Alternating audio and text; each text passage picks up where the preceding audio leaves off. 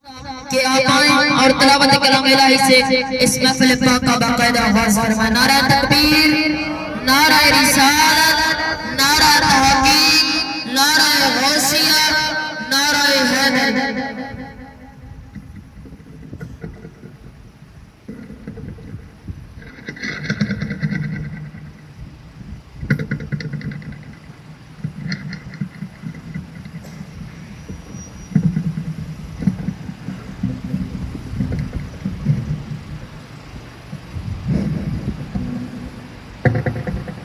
سارے آباد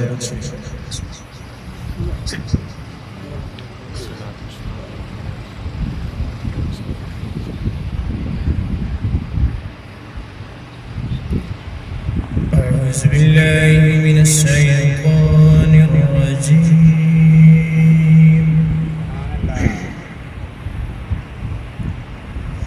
بسم الله الرحمن الرحيم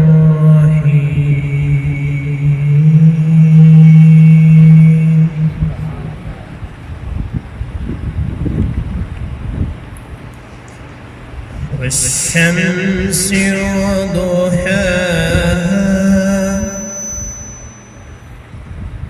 والقمر إذا تلاها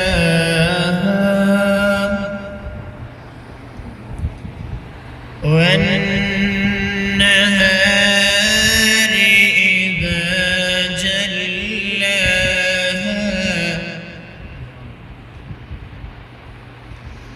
والليل إذا يغشاها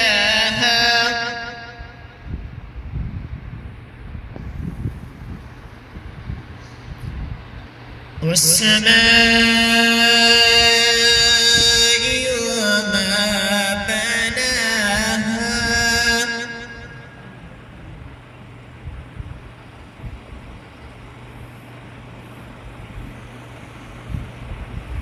والشمس وضحاها والقمر إذا تلاها والنهار إذا جلاها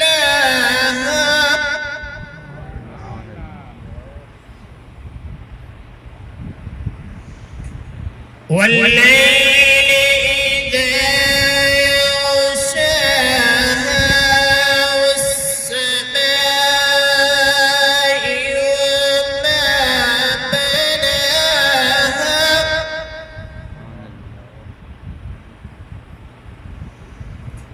والأرض وما طحاها ونفس وما سواها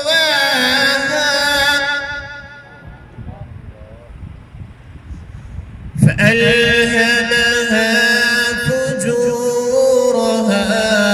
وتقواها قد أفلح من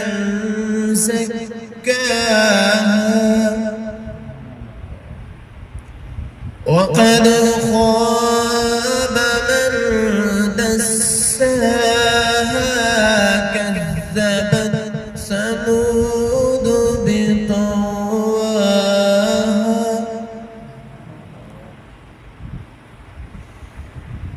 إذ انبعث أشقاها فقال لهم رسول الله ناقة الله وسقياها صدق الله العظيم.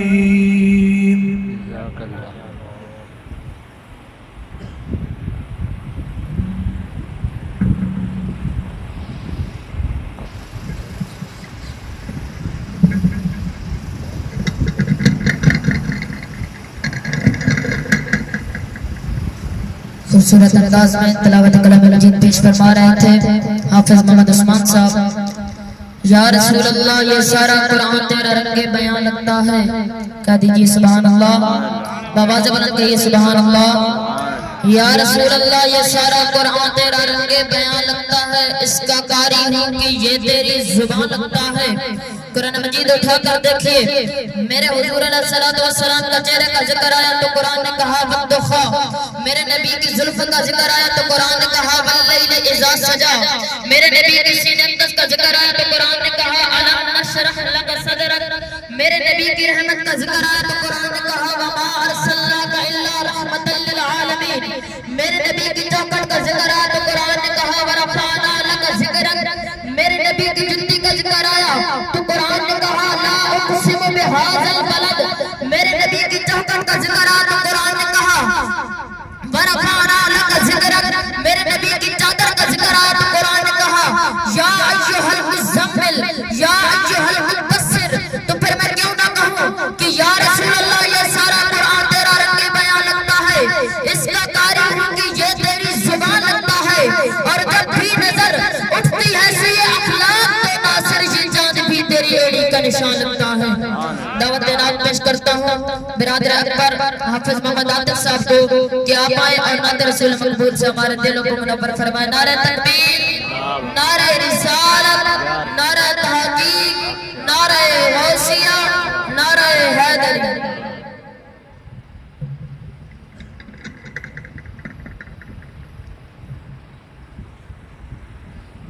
صلی اللہ علیہ یا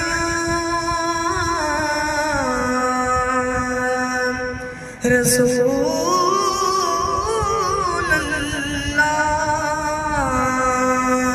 وسلم علیک یا حبیب اللہ، مل کے پڑھیے صلی اللہ علیہ یا رسول اللہ وسلم علیک یا حبیب اللہ، منگو دعا شاءاللہ انجدہ نصیب ہوئے، منگو دعا شاءاللہ انجدہ نصیب ہوئے، جد موت آوے سانو، جد موت آوے سانو، سونا قریب ہوئے، منگو دعا شاءاللہ انجدہ نصیب ہوئے، کی پوچھ دیو میرے سونے دیا دعویٰ، کی پوچھ دیو میرے سونے دیا دعویٰ، جنو خیر پاوے سونا، جنو خیر پاوے سونا، او کتنا غریب ہووے، منگو دعا شاءاللہ انجدہ نصیب ہووے، جدو کی قبر وچ سونا قدم ٹکاوے، جدو کی قبر وچ سونا قدم ٹکاوے، قدمانو چم لواں میں، قدمانو چم لواں میں، منظر عجیب ہووے، منگو دعا شاءاللہ انجدہ نصیب ہووے، جد موت آوے سانو، جد موت آوے سانو، سونا قریب ہووے، منگو دعا شاءاللہ جدا نصیب ہووے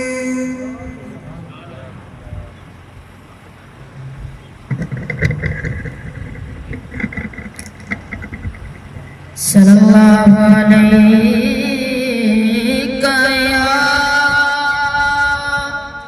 یا رسول اللہ وسلم علیک یا حبیب اللہ کوئی گل باقی رہے گا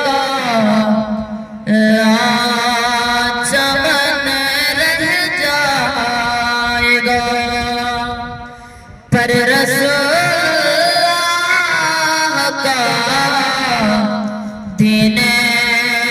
حسن رہ جائے گا کوئی گل باقی رہے گا چمن رہ جائے گا پر رسول کا دین حسن رہ جائے گا جو پڑھے گا صاحب لالا کے پر درود جو پڑھے گا صاحب لالا کے اوپر درود آگ سے محفوظ اس کا تن بدن رہ جائے گا پر رسول کا دین حسن رہ جائے گا لام شاہ جہاں مٹ جائیں گے لیکن یہاں لام شاہ جہاں مٹ جائیں گے لیکن یہاں حشر تک نام نشان پنجتن رہ جائے گا پر رسول اللہ کا دین حسن رہ جائے گا کوئی گل باقی رہے گا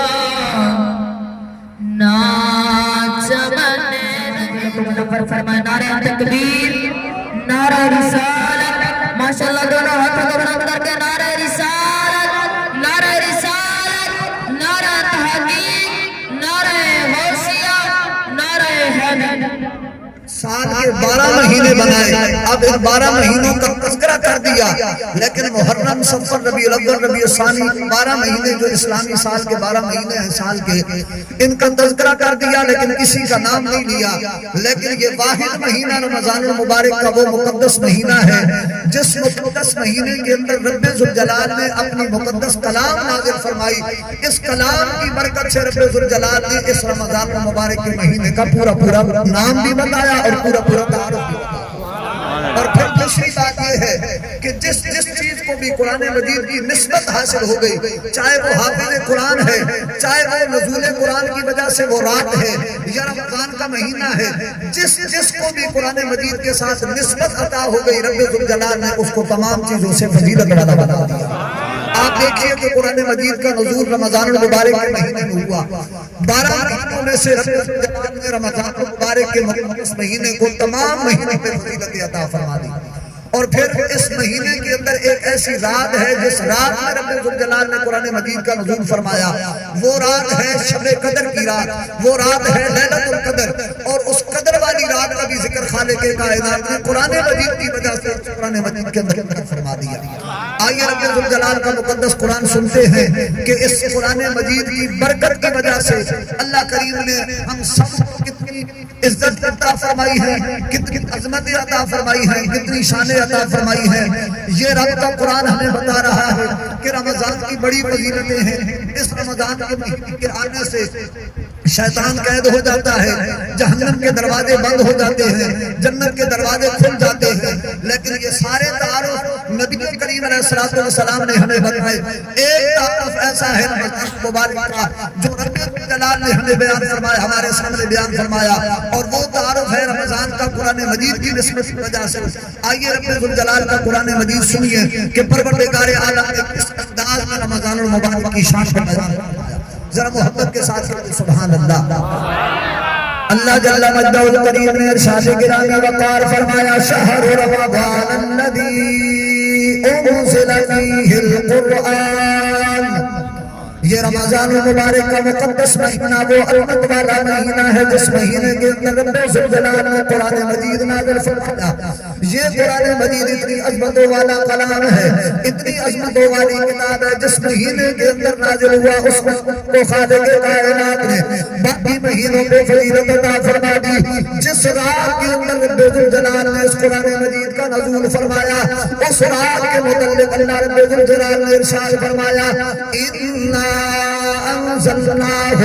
في ليلة القدر ما ليلة القدر ليلة القدر خير من ألف شهر۔ کہ ہم نے خالق کائنات فرما رہا ہے کہ ہم نے اس قرآن مجید کو قدر والی رات کے اندر نازل فرمایا۔ تمہیں کیا معلوم جس رات کے اندر یہ قرآن مجید آیا ہے، جس رات کے اندر اس قرآن مجید کا نزول ہوا ہے، اس رات کی عظمتیں کتنی ہیں، شانیں کتنی ہیں۔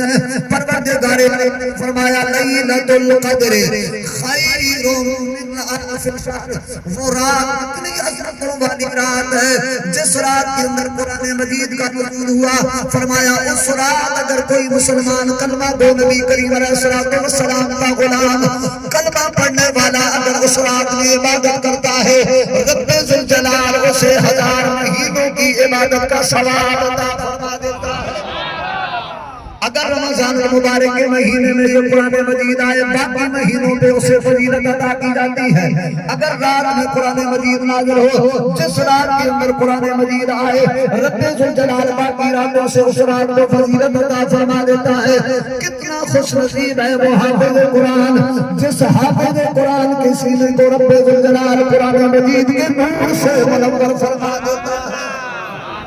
یہ ایسی عظیم کلام پاک ہے میرے پیارے محبوب کریم علیہ السلام کا ارشاد پاک سنیے۔ مشکات شریف کے اندر حدیث پاک موجود ہے، جب اس کلام الہی کو فرشتوں نے سنا، ہم تو قرآن مجید کی تلاوت اپنے انداز میں کرتے ہیں، اپنے انداز میں سماعت کرتے ہیں۔ کوئی قرآن مجید سن کے خوش ہو رہا ہوتا ہے، کوئی حافظ قرآن مجید کی تلاوت سن کے تلقین کر رہا ہوتا ہے، لیکن جب فرشتوں نے 40,000 سال پہلے کلام پاک کے نزول سے بہت عرصہ پہلے جب آسمانوں پہ سورہ یاسین شریف اور سورہ طٰہٰ کی تلاوت کو سنا، مشکات شریف کی حدیث مبارکہ ہے، میرے پیارے محبوب کریم علیہ السلام فرماتے ہیں فرشتوں نے عرض کی پروردگار عالم طوبیٰ لألسنتکم، ان زبانوں کے لیے مبارکباد ہے جو اس قرآن مجید کی تلاوت کرے گی۔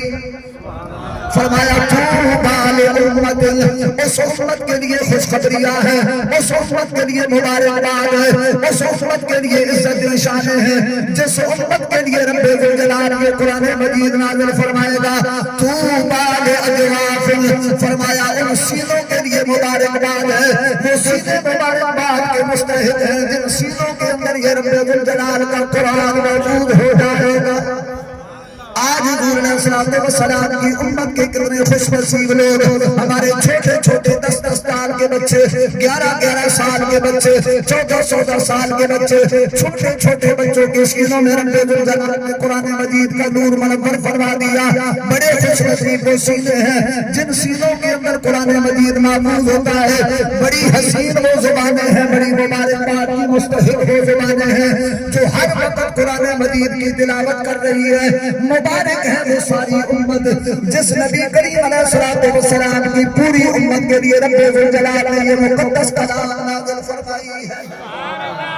ہم نے تو اس قرآن مجید کو چھوڑ دیا ہے، کوئی قسمیں اٹھانے کے لیے قرآن مجید کو رکھا ہوا ہے کچہریوں کے اندر، کسی نے جناب والا نماز جنازہ کے لیے لے کے جانے کے لیے اس قرآن مجید کو استعمال کیا گیا ہے، کسی نے جناب والا اپنی بچی کے جہیز کے لیے اس قرآن مجید کو جناب والا استعمال کیا ہے۔ لیکن یہ رب الجلال کا کلام ہمیں موت کے وقت یاد آتا ہے، کاش کہ ہم نے جس طرح اس سے موت کو تلاش کیا ہے اسی طرح زندگی کو تلاش کر لیتے۔ قرآن مجید کی ہر صورت بڑی برکت والی ہے، ہر صورت بڑی عزت والی ہے، ہر صورت کے اندر رب الجلال نے بڑی برکتیں اور رحمتیں رکھی ہیں۔ میرے پیارے محبوب کریم علیہ السلام نے فرمایا جس طرح انسان کا ایک دل ہے اسی طرح قرآن مجید رب کی جو کلام اس کا ایک دل ہے، فرمایا پورے قرآن مجید کا دل رب الجلال نے سورہ یاسین کو بنا دیا ہے۔ اور یہ ایسی عظمت والی سورت ہے، نبی کریم علیہ السلام کا فرمان ہے جو بندہ صبح کے آواز میں سورہ یاسین شریف کی تلاوت کر لیتا ہے رب الجلال کی ساری ضرورتوں کو پورا فرما دیتا ہے۔ اور میرے پیارے محبوب کریم علیہ السلام نے ارشاد فرمایا جو بندہ سورہ کہف کی دیکھے، دجال کا فتنہ اتنا زبردست فتنہ ہے، اتنا خطرناک فتنہ ہے کہ صرف نبی کریم علیہ السلام نے نہیں بلکہ جناب نوح علیہ السلام سے لے کر نبی کریم علیہ السلام تک جتنے بھی انبیاء آتے رہے سارے نبیوں نے اپنی قوم رب الجلال تمہارے گھر کے اندر برکتیں عطا فرما دے گا۔ جناب سیدنا عثمان غنی رضی اللہ تعالیٰ عنہ بیان فرماتے ہیں کہ میں حضرت عبداللہ بن مسعود رضی اللہ تعالیٰ عنہ کے گھر میں گیا،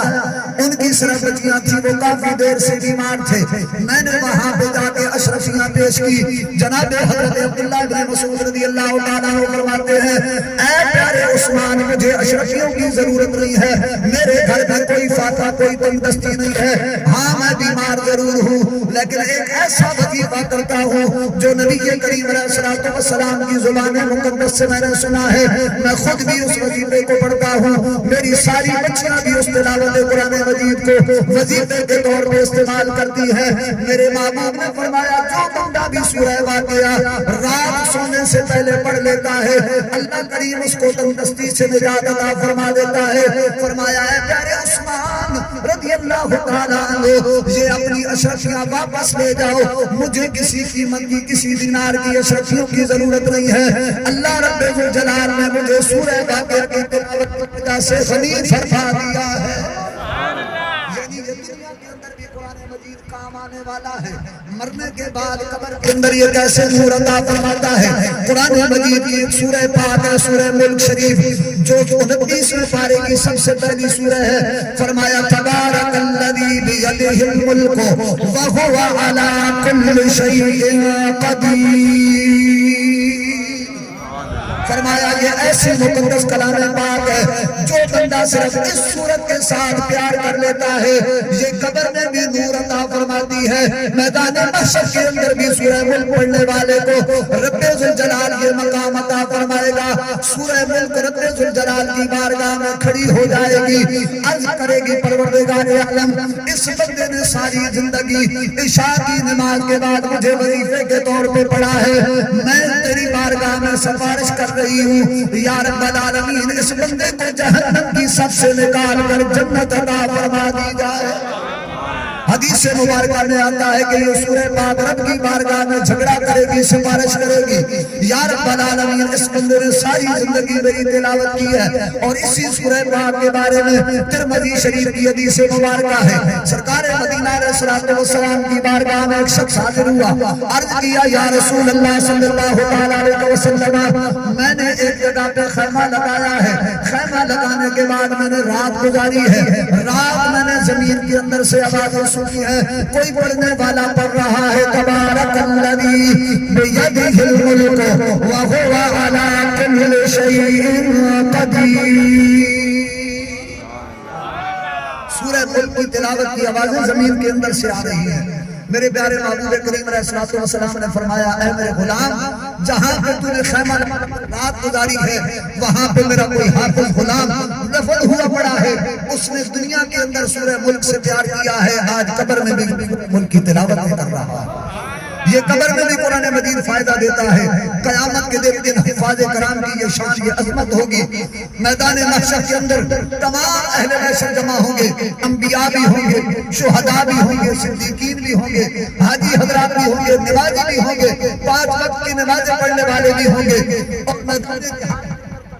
چلانے والے نمازی بھی ہوں گے، سارے اہل محشر اکٹھے ہوں گے، لیکن کسی نمازی کو نہیں بلایا جائے گا کہ آؤ میری بارگاہ میں کھڑے ہو کر رکوع و سجدہ کر کے دکھاؤ، کسی حاجی کو نہیں بلایا جائے گا کہ آؤ میدان محشر میں کعبہ شریف کا طواف کر کے دکھاؤ یا صحیح کر کے دکھاؤ، یا کسی مجاہد کو یا غازی کو نہیں بلایا جائے گا کہ آؤ میدان محشر میں تلوار چلا کے دکھاؤ جس طرح دنیا میں تلوار چلاتے تھے میدان جہاد کے اندر، لیکن یہ عزت، یہ شان حافظ قرآن کو عطا کی جائے گی کہ حافظ قرآن کو رب کائنات اہل محشر سے چن چن کے بلائے گا اور فرمائے گا کہ اے حافظ قرآن، جس طرح تم بندوں کے سامنے کھڑا ہو کے میری کلام مجید کی تلاوت کرتا تھا، آج میں رب کی بارگاہ میں کھڑا ہو کر میری کلام مجھے سنا، جہاں پہ تیری آخری آیت ہوگی میں رب ذوالجلال نے جنت میں تیرا مقام وہاں پہ تیار کر رکھا۔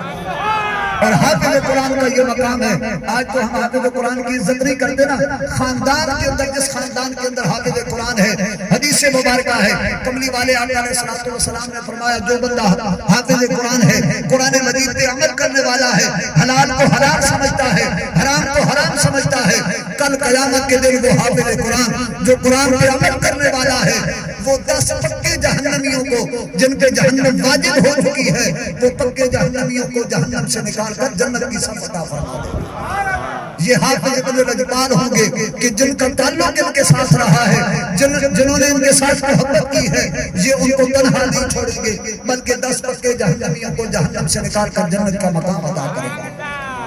اور پھر آخر میں ایک وظیفے کے طور پہ آپ کو ایک عمل بتا کے جا رہا ہوں، اور جہاں پہ بھی میں نے مجھے موقع نصیب ہوا ہے رمضان المبارک کے اس مقدس مہینے کے اندر 21 رمضان سے لے کر ابھی تک ہر جگہ پہ میں نے یہ بات نسخے کے طور پہ بتائی ہے۔ آج قبلہ سادات کی دعائیں دیتے ہوئے میں آپ احباب کے سامنے ضرور کروں گا،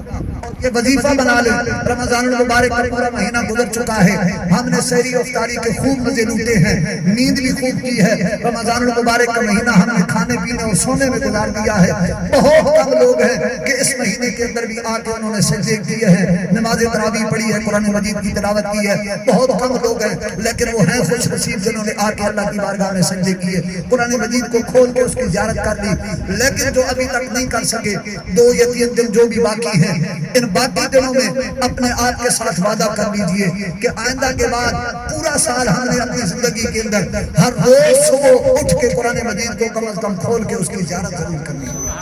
قبلہ امیر المجاہدین، مجاہد خلق نبوت جناب قبلہ حافظ علامہ خادم حسین رضوی رحمت اللہ تعالی علیہ ونور اللہ مرکدہ، آپ سے کسی نے پوچھا، سوال کیا، بابا جی اس بڑھاپے کے اندر